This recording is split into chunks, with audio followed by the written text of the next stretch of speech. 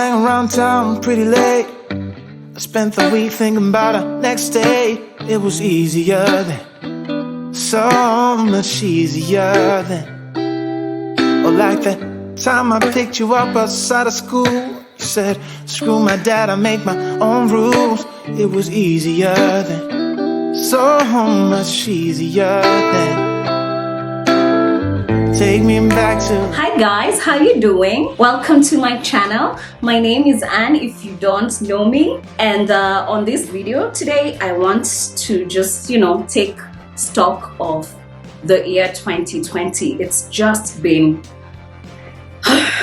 a terrible year. It's been a terrible year for most of us. For those who are either in business, for those who are in employment, for those who are in school, it's just basically affected every single person on this earth in one way or another, some more than others, obviously.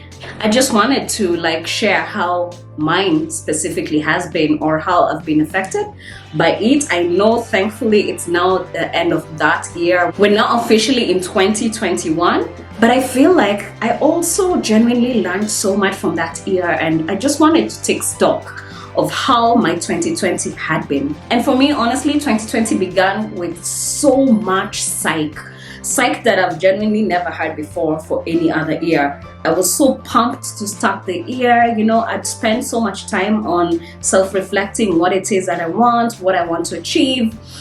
I had so many goals for 2020, and for the very first time in my entire life, I actually also bought a planner, an annual planner. It's an amazing one, and I had all these resolutions and all these goals for the year, what I needed to accomplish.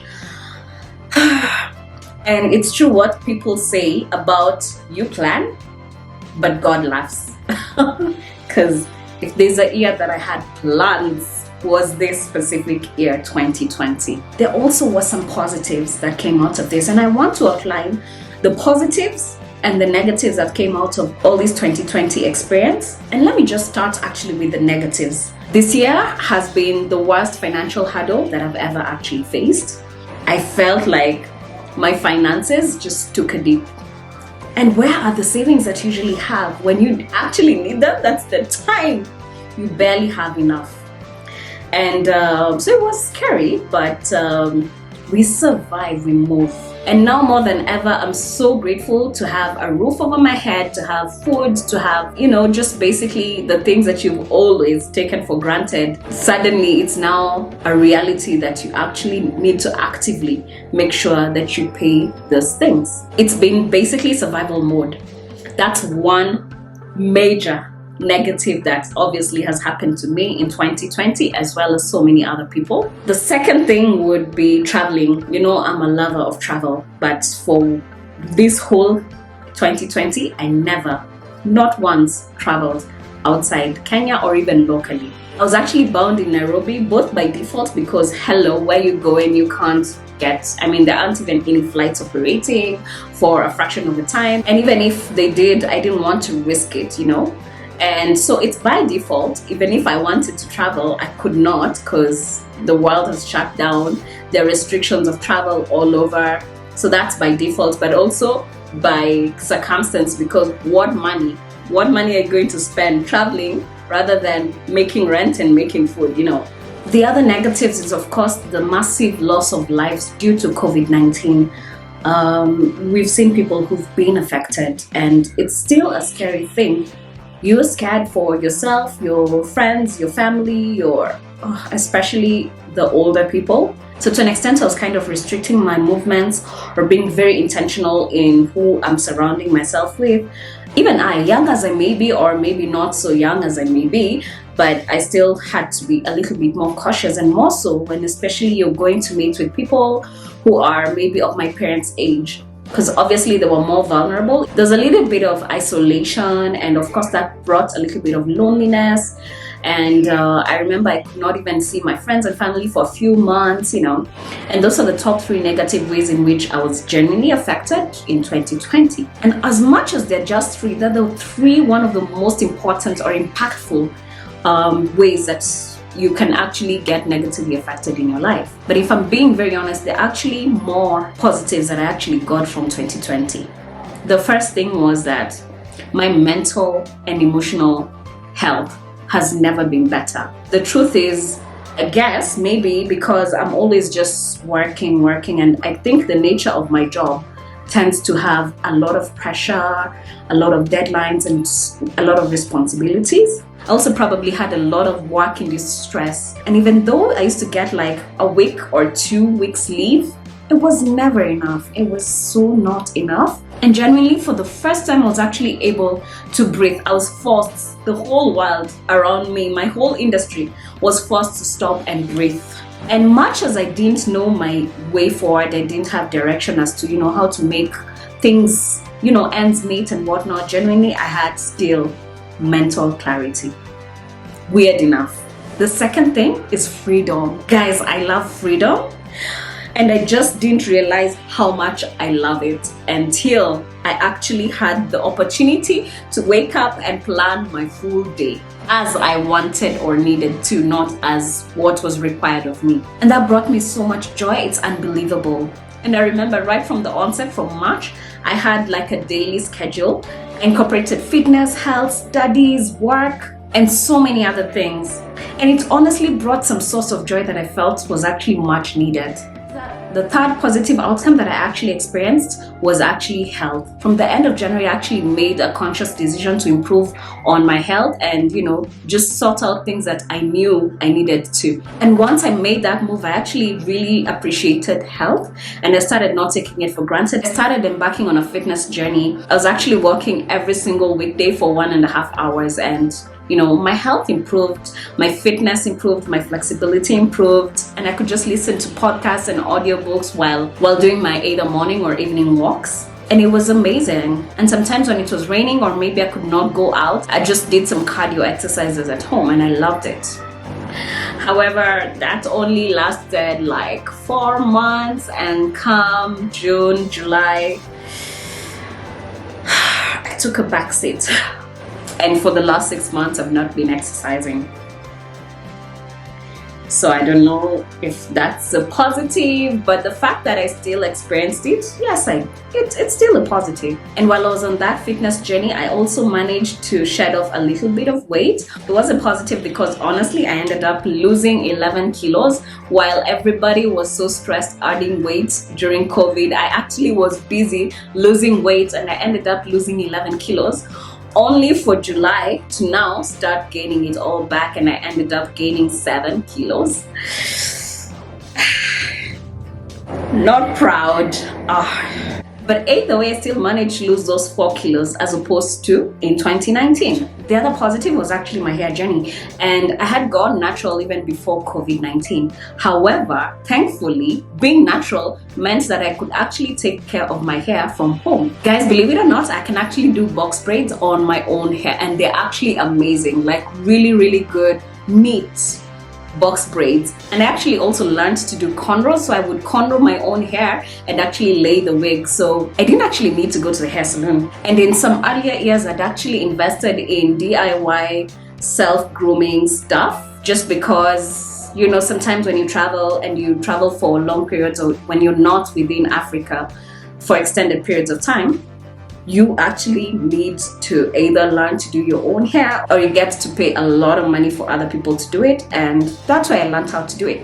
I also learned how to do my nails. So guys, I actually was doing my hair and my nails right from home. And the weird thing is I actually got better at it now that I had to be forced to do it. I had no options. In 2020, I also really invested in skincare. I started a skincare journey and I wanted to get, better looking skin. My skin is still not where I need it to be, but to be honest, I've taken milestones in learning about how to care for your skin. I religiously was using skincare products, and especially in the morning, to just help boost the hydration and to address some skin issues that I have. And when the country started opening up and, we started slowly resuming back to normal life, I started seeing an esthetician to just, help me get better skin, and I was finally introduced to microneedling. And the truth is, genuinely, especially on the first session, I noticed dramatic results. I've only had 2 sessions so far, and I can't wait to actually see my skin improve in 2021, because sometimes you actually see the results after a while. The other thing is, now that I had so much time to myself, I finally got to do things that I've always wanted to do. Number one, actually investing in feeding my mind. I also finally got a chance to declutter my home. I'm trying to embrace a minimalistic living. Finally, I can say that I mostly have the things that I only use. So just over the last 6 months, I discovered plants. Right now I have more than 12 plants around this house, and I'm definitely gonna get more of them. They just bring life to the house. I don't need much decor, but plants, oh yes, I need them.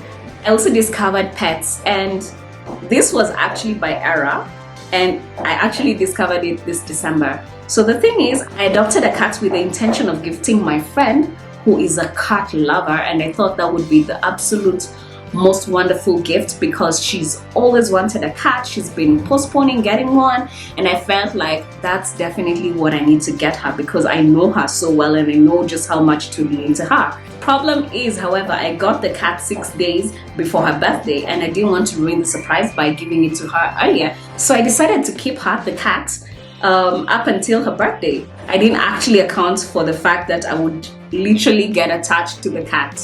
And I know I sound crazy, but I actually found love.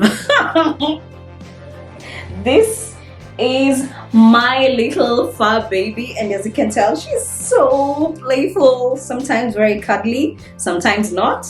Okay, yeah, she clearly does not want to be touched, she just wants to play. I fell in love with her, I got attached to her. She just brought so much laughter, her naughtiness, her cheekiness. You've seen her, how she is all over, and I love the fact that she's now a member of the family, and you know, I just could not bring myself to giving her away. So I ended up baking a cake which didn't turn out so well, but I also ended up gifting her something else. So I know I still feel guilty about it just because, you know, she still got to know about the gifts that I intended on giving her and didn't give her. And we decided that we're jointly going to adopt a fur baby for her. But now I'm a parent. During 2020, with all this time in my hands, I also got to teach myself 2 new foreign languages, Swedish and Norwegian.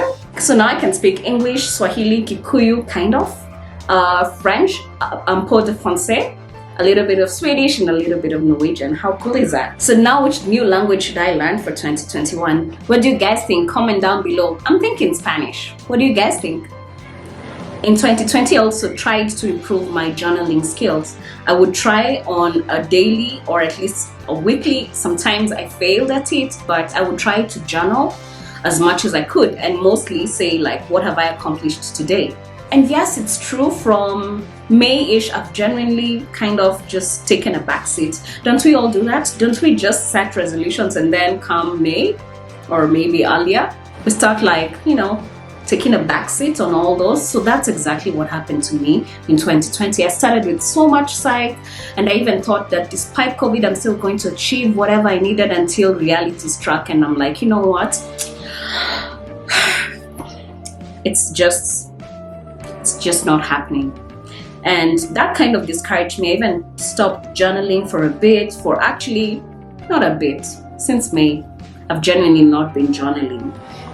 But out of all these things that have happened, both positive and negative, out of all these things, the top 3 positives that genuinely have happened in 2020 is that first, I finally started my YouTube channel. And no, I mean the Visa Nerd, the channel that I started in September 2020, where I talk about all things travel, visa, and immigration. In case you've not subscribed, guys, please be sure to check it out. I'll link it right here. That's why I talk about all things travel, visa, and immigration. I finally took the plunge and finally started that YouTube channel, and it was such a huge milestone for me for 2020, because I'd always genuinely wanted to have a YouTube channel, but I was kind of afraid to do it. I was like, oh, you know, I'm not sure if I'm ready for all this online scrutiny, you know, all those things. And I was like, you know what, it's your dream, you've wanted to do this. And I just decided. And guys, I was so scared. I was so scared. You could tell I was so nervous from my first intro video. I was a little bit shy, reserved, you know. And I genuinely was scared of cyberbullying and whatnot. So far, it's not happened. And honestly, it's because you guys have been very, very supportive. You guys have been my friends. However, I actually realized that it's a little bit limiting. People will not really get to know me. They will get information from my professional point of view, but they will not necessarily get to know me. And that's why I also started this YouTube channel. That's genuinely one of the best things that have happened to me in 2020. Being courageous enough to just put myself out there. And I guess now it's putting myself out there twice, on that channel, the Visa Nerd, and on this channel where you probably will get to know me better. The other major highlight of 2020 in my life, a positive highlight despite all this, has actually been business. That I focused my energies on my small business that I had been doing on and off, you know, not being so serious about it. But now, genuinely, it's honestly been the one that's actually sustaining me. And in case you guys don't know, I have a small online boutique. It's called Refab Fashions on Instagram. I'll have it tagged right here. We sell clothes, shoes, handbags, shirts and sweaters for men, and also shoes. So guys, please make your orders, support a girl and slay while at it, okay? Great. The other main highlight are actually the lessons that I've learned from the whole hardships of 2020. I've learned just how important it is not to put all your eggs in one basket, okay? It's called diversification. Diversify your risks. Not just rely on employment, don't just rely on maybe business, and if it's business, not just one industry, okay? I think it's actually really important to have maybe more than one businesses that are totally not related, such that if I'm in the travel industry, instead of just sticking to one industry, I might as well also get into any other business that's not related whatsoever to travel. Not related to travel, visa, immigration, hospitality, because all those are related industries. So maybe have a business that's in travel, but also something totally different, like maybe even selling clothes, or even better, food, supermarkets, shop, because everybody has got to eat. I'm just saying, diversify. That's one of the main lessons. The other lesson that I've learned is how important it is to be self-reliant. If you're able to tap into your potential and rely on yourself in one way or another, you'll still go ahead further, rather than when you're totally out of options and you're just waiting for people to assist you. So self-reliance is definitely important. Preparation, preparing for the worst. I know they say save for at least 6 months. No, not even 6 months. Clearly, as it is, it's not even 1 year. It's 1.5 to 2 years. Be prepared for the absolute worst. And one other life skill, I don't know if it's a life skill, probably not, but one that I've learned this year is money management. With the little or the much that you have, how you manage it actually is a make or break. I know how to budget better. I know how not to take things for granted. I know how not to waste money. Not that I wasted it when I had it and have very little to show for it now. But we learn and we move. I hope and pray that these lessons that we've learned, I know all of us have learned lessons. I hope that it remains fresh in our minds even after we've gone through all this. I just pray and hope that we always refer back to the things that we went through in 2020, because I don't think it's gonna be like this in 2021. Better things are yet to come. There's gonna be light at the end of the tunnel. I hope that we emerge from all this as, you know, better people. We learn more, not to take things for granted, not to make the same mistakes now that we actually have experienced it and we know better. So that in a nutshell has been my not so great 2020. How has yours been, guys? Please comment down below. Can you relate to some of the things that I've gone through? Can you relate to some of the things that I've mentioned on this video? Please comment down below. Let me know how experiences have been. What were your learnings from the last year, 2020? What had affected you? And what are you looking to change in 2021? Please guys, give this video a thumbs up. It actually helps me so much, and thanks guys. Please don't forget to subscribe guys. Until next time, bye.